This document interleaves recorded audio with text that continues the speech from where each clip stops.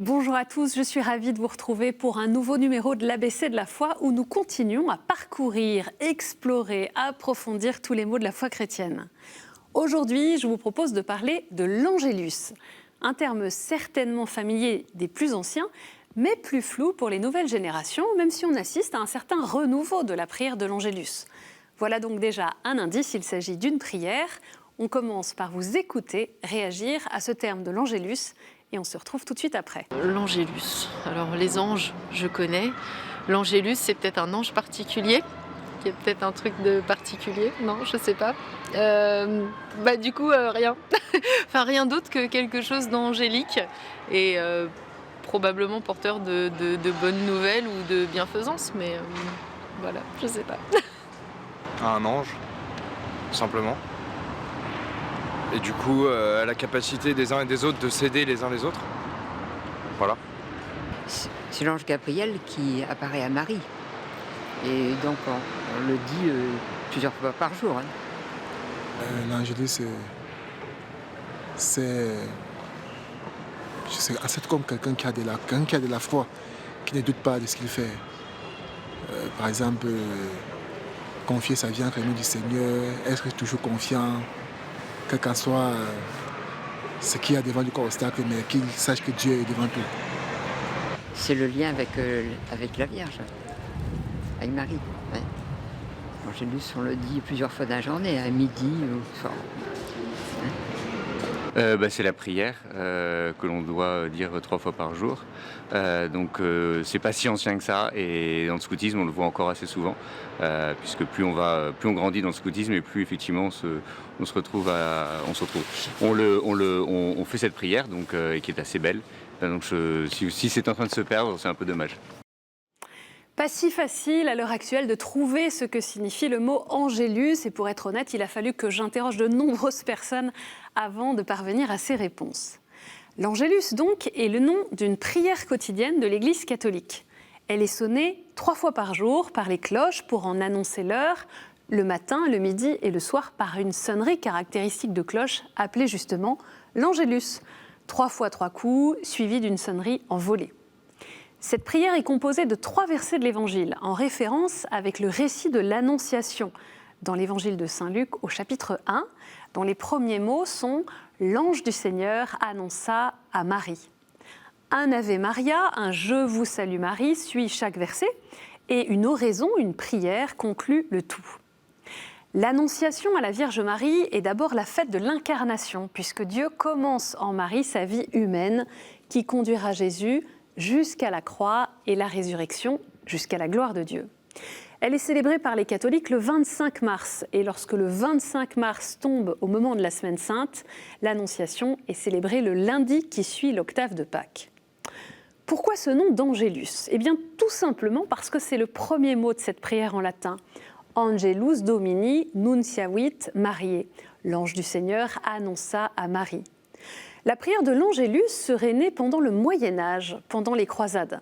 Saint Bonaventure, supérieur général des franciscains, semble avoir été, avec son ordre, un des principaux propagateurs de l'Angélus, 3 fois par jour dès le XIIIe siècle. Au XIVe siècle, on prie alors seulement la prière du soir. Divers évêques ou conciles provinciaux encouragent cette récitation. Puis au XVe siècle, on ajoute la prière du matin en l'honneur de la résurrection. Et au XVIe siècle, la prière du midi en souvenir de la passion du Christ. Enfin, au XVIe siècle et surtout au XVIIe siècle, l'unification s'achève et les 3 sonneries indiquent une même prière formée principalement de 3 Ave Maria ainsi que de versets et d'une oraison récités à genoux en l'honneur de l'Incarnation. Les heures de prière de l'Angélus correspondent généralement à 7h, midi et 19h. Dans une société sans horloge individuelle, cette annonce rythmait la vie au travail. Réciter l'Angélus avait pour but de consacrer à Dieu la journée et toutes ses activités.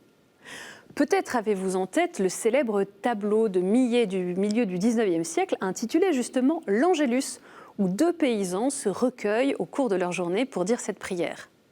De nombreux auteurs font référence à cette prière dans leurs romans. Je pense à Huysmans, à Zola, mais aussi à Lamartine, par exemple, dans son livre Jocelyn. Je cite « C'est l'Angélus qui teinte et rappelle en tout lieu que le matin des jours et le soir sont à Dieu.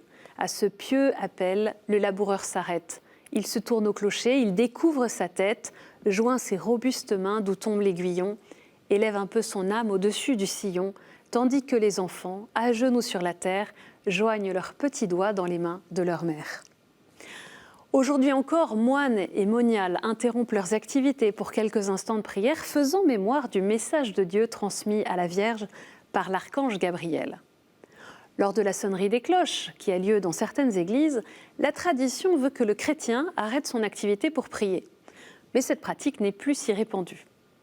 À Rome, comme vous le savez peut-être, chaque dimanche à midi, la foule se réunit sous les fenêtres du pape pour prier avec lui l'Angélus, qu'il introduit par une courte méditation et parfois par un rapide commentaire sur l'actualité heureuse ou tragique du monde.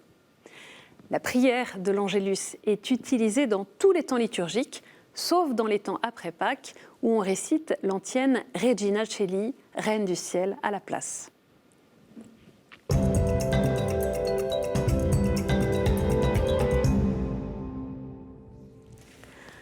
L'Angélus est une belle prière qui rappelle 3 fois par jour à tous les chrétiens le miracle de l'Annonciation, l'union du divin et de l'humain rendue possible grâce au oui de Marie. Elle permet de remercier la Vierge Marie d'avoir enfanté le Christ, de prier en communion avec la Mère de Dieu. Ce mot « Annonciation » désigne l'annonce faite par l'ange à Marie de sa maternité. Elle donnera naissance au Sauveur du monde, Jésus. Comme je vous le disais tout à l'heure, la prière de l'Angélus est composée de 3 Ave Maria, ou Je vous salue Marie en français, ainsi que de phrases rappelant l'annonce de l'ange à la Vierge Marie. Je vous donne le texte de chacun de ces 3 versets. Alors voilà le premier verset. L'ange du Seigneur apporta l'annonce à Marie, et nous répondons, et elle conçut du Saint-Esprit. Deuxième verset, voici la servante du Seigneur, qu'il me soit fait selon votre parole. Et puis le troisième verset, et le Verbe s'est fait chair, et il a habité parmi nous, et à chaque fois nous disons un Je vous salue Marie. Le 4e verset est suivi d'une oraison, d'une prière finale. Priez pour nous, Sainte Mère de Dieu, afin que nous soyons rendus dignes des promesses du Christ. L'oraison finale est centrée sur le salut. Que ta grâce, Seigneur, se répande dans nos cœurs. Par le message de l'ange, tu nous as fait connaître l'incarnation de ton Fils bien-aimé.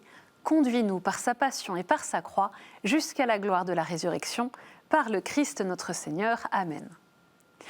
Dans la scène de l'évangile de l'Annonciation, Dieu propose et attend une réponse de Marie. Et c'est devant l'inouï, l'inattendu de cette initiative du Seigneur que Marie est toute bouleversée.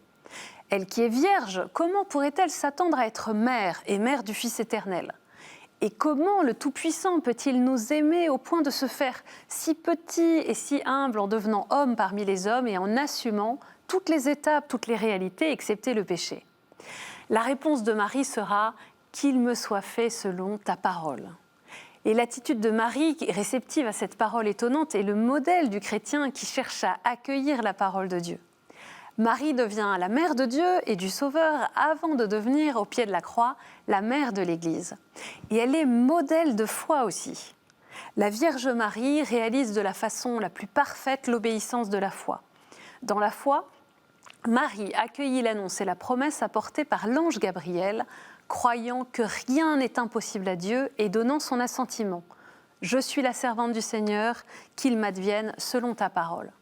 Pendant toute sa vie et jusqu'à sa dernière épreuve, lorsque Jésus, son Fils, mourut sur la croix, sa foi n'a pas vacillé. Marie n'a pas cessé de croire en l'accomplissement de la parole de Dieu.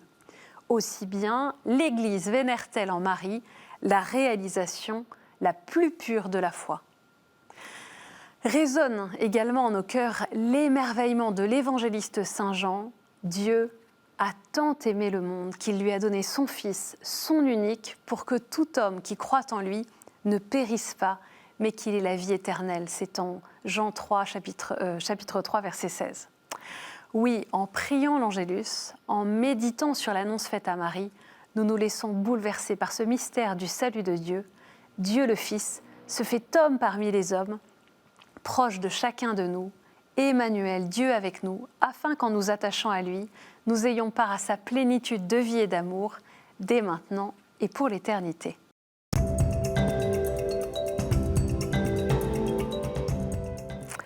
Trois propositions pour incarner dans notre quotidien cette prière de l'Angélus.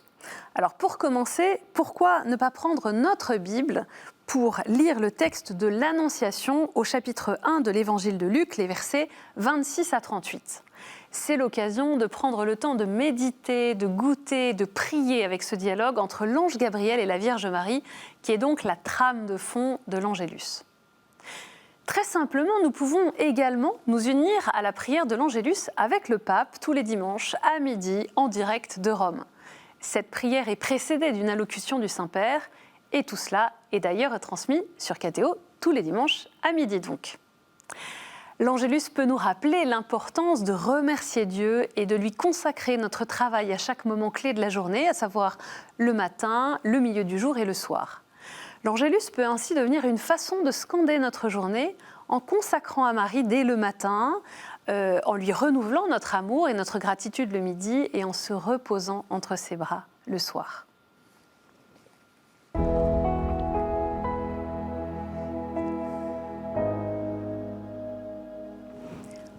Au nom du Père et du Fils et du Saint-Esprit. Amen. Sois béni, Seigneur, pour le oui de Marie, pour sa foi, parce qu'elle est la mère du Sauveur et notre mère. Merci de t'être fait homme parmi les hommes, Dieu avec nous, et de vouloir vivre cette alliance, cette communion d'amour avec chacun. Donne-nous la grâce de tourner souvent notre esprit et notre cœur vers toi tout au long de nos journées, pour te redire avec confiance qu'il me soit fait selon ta parole. Amen. Merci à tous d'avoir suivi ce nouveau numéro de l'ABC de la foi consacré à l'Angélus. Vous pouvez le retrouver sur notre site internet ktotv.com et le partager, le commenter sur les différents réseaux sociaux. À la semaine prochaine avec joie et que le Seigneur vous bénisse.